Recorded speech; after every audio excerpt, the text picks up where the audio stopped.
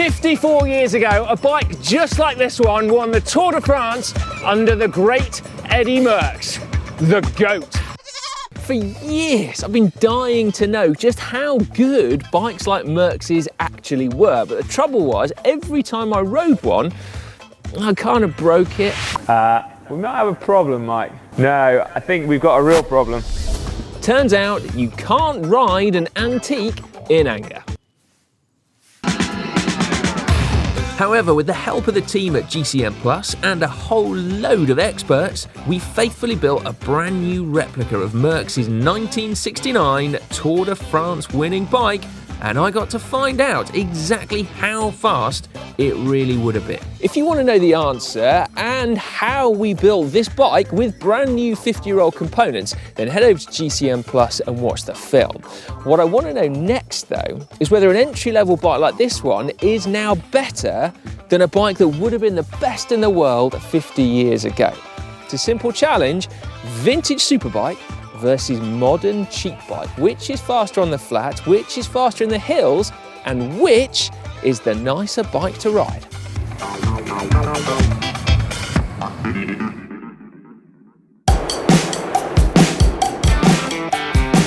We'll start though with a quick comparison. This is my hand-built, custom-made race bike, branded up as a Merckx. And this is my Triban RC120, which currently retails for less than £500, euros or dollars. Frame steel, aluminium. Gears 10 shifted from the down tube, 16 shifted from the handlebars. Biggest gear 5313, 5011. Smallest gear 4223, 3434. Brakes, rim, disc, weight 9.78 kilos, 10.9 kilos. So even though this Triban is now the entry point into road cycling, it still has tech that on paper is superior to that at which Merckx had at his disposal.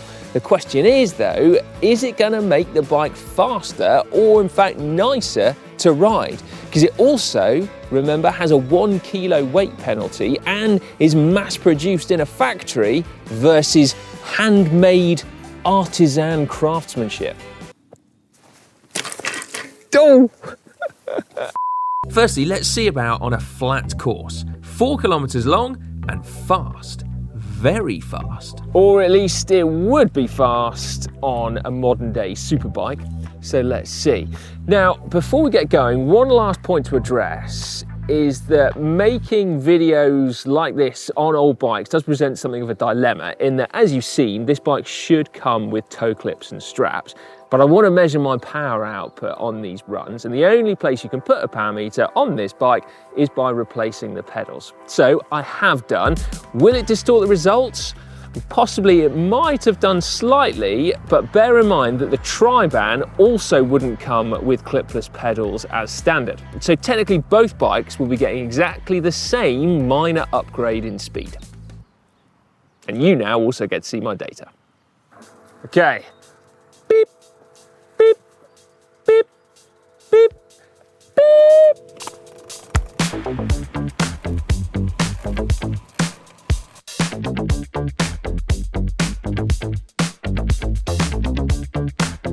Straight out the blocks, one thing I've got to tell you is a significant leap forward in technology has been the shifters migrating from the down tube here up to the handlebars. Plus, we've also gained clicks, which sounds kind of weird, but if you've never used these before, the levers just move freely, and so you have to control changing gears and fine tuning. There's no such thing as indexing on these.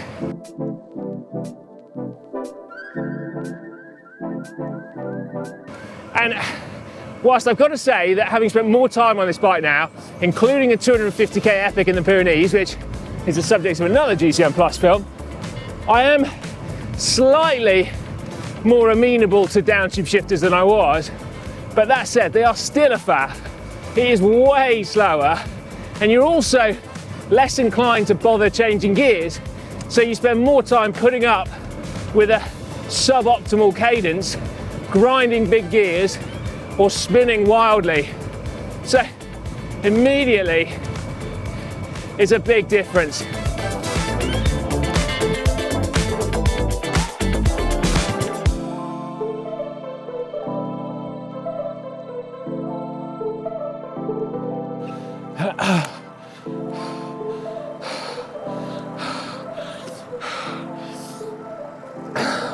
Well, it doesn't matter what era your bike comes from.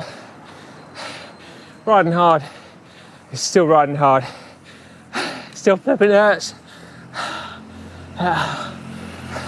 Good though, like, holds its speed. You know, it's not aero obviously, but when you're going, feels good. Feels really good. Run number 2. Beep, beep, beep, beep, beep.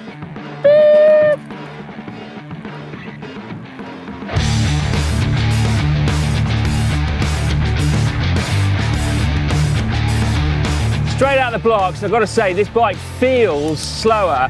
And I'm not talking about my speed here, but the way it fits mainly, I think, and just doesn't want to go as fast. I think a lot of that is down to the position. So race bikes are, well, even just 30 years ago, 20 years ago, were always custom made for the rider. And as luck would have it, our vintage bike was also custom made for me. So it fits like a glove. It's exactly what I'd want from a race bike. Whereas this is designed to accommodate more riders. It's designed to be more comfortable. So it's very upright, very short. And although I can still get a pretty decent aero position, I'm very cramped and it doesn't inspire me to go fast, even though I can definitely still put the effort in.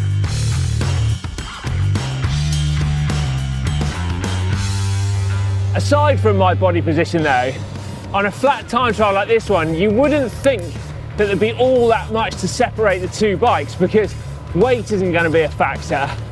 The only thing will be the tyres, because on the vintage Mercs, I haven't got vintage tyres. I've got very traditional tyres, but they're not vintage, mainly because I swapped them out because I didn't want to die when going down the Col de Tourmalet. But that could have a bit of an effect. I'm going to apologise to fans of vintage bikes, because the cold, hard truth is that modern day micro shift blows the socks off 50-year-old Campagnolo Nuevo record. I'm sorry, but it's true. So much better. So much better. Now, we were talking about tyres though. Back in the day, almost everybody, and certainly all pro cyclists, used to use a type of tyre called a tubular tyre, of which this is, of course, one of them. Now, it differs from a normal modern day tyre because an inner tube is sewn inside the tyre, which then itself makes a tube shape, which is then glued onto your rim. Now, one or two pro teams still do use this tech, and it's certainly got its fans elsewhere in the cycling world, but it's by and large been replaced, certainly at the World Tour, by tubeless tyres, which are faster.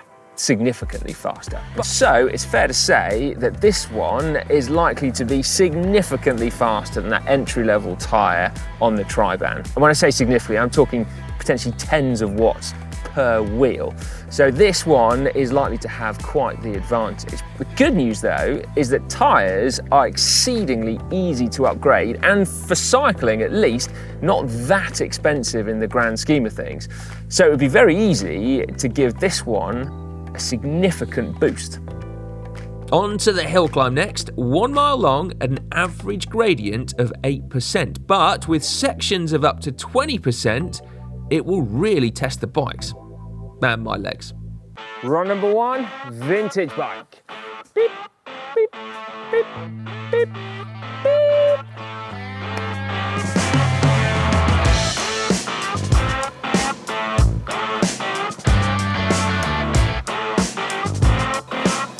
This bike does feel amazing to climb, you know. Like, it might be heavy compared to modern race bike standards, but the wheels and these super skinny tyres are pretty light. So whilst it might not be fast, They feel responsive. And then the other really important thing is that the geometry of bikes hasn't changed very much in 54 years. So it still feels kind of similar, like nimble and agile, and like you can get in and out of the saddle. Oh my God, the gears on this bike are enormous. 42-23, which is too big for anything over 8%, and this is about to kick up to 20. I'll talk to you in a minute.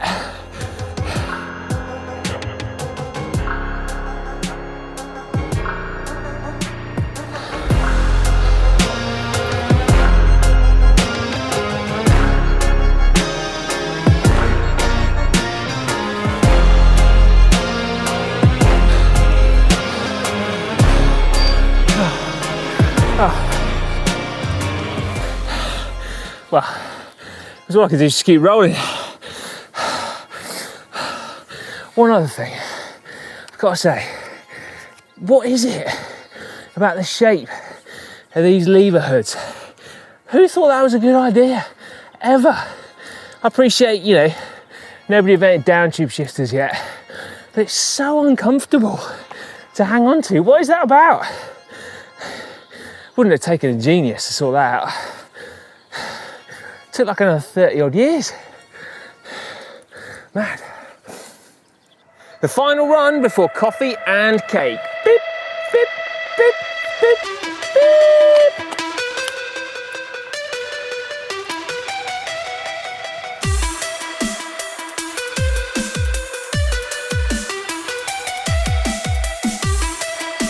Look at this, I got gears to spare.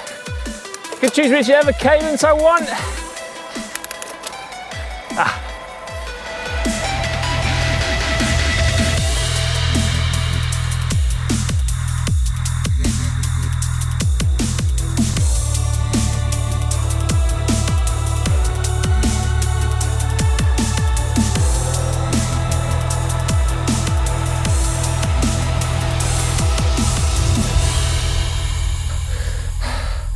So it reminds me of riding this bike. It feels a bit like I'm riding the indoor trainer, which is that it's fine when you're going at one pace, one intensity, but as soon as you want to change pace, it doesn't will you to get out of the saddle and accelerate. It's really good at steady state stuff. And I don't know what that is. I don't know whether it's a little bit of extra weight, or it's the tyres, or it's the difference between a hand-built steel frame and a mass-market aluminium frame. But that feels like a key difference that might not affect my speed, but it affects the kind of the thrill of it, maybe. Right, enough postulating. We'll get some times in a sec. It's results time then, and I've got to say, I'm a little bit gutted because I honestly thought that our modern day entry-level bike would be as fast as a vintage superbike, but it's not. Not in my tests at least, which of course we have to caveat with the fact that they're not scientifically valid. I did hold the same power on both bikes, but the time gap was pretty significant, as you can see.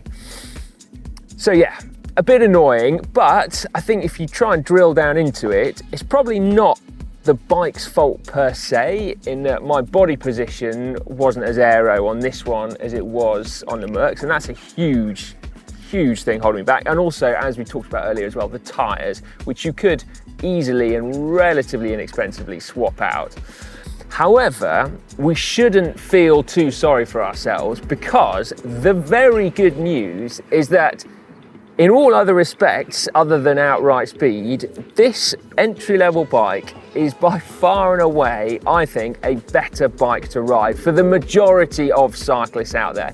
It is way more comfortable. It's more comfortable to hold on to the brake hoods, and the handlebar tape actually cushions you, and the gears work so much better and so much more easy, and the brakes work so much better.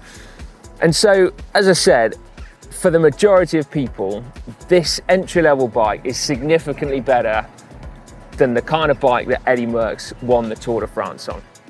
So there we go. I suspect that might be quite a controversial conclusion, but let me know your thoughts in the comment section down below. And I suspect Eddy Merckx would still choose his vintage race bike any day of the week. But get involved in the comment section. If you've enjoyed this video as well, give it a big thumbs up. Oh, and make sure you watch those GCN Plus documentaries as well. I've got 2 of them about this bike now.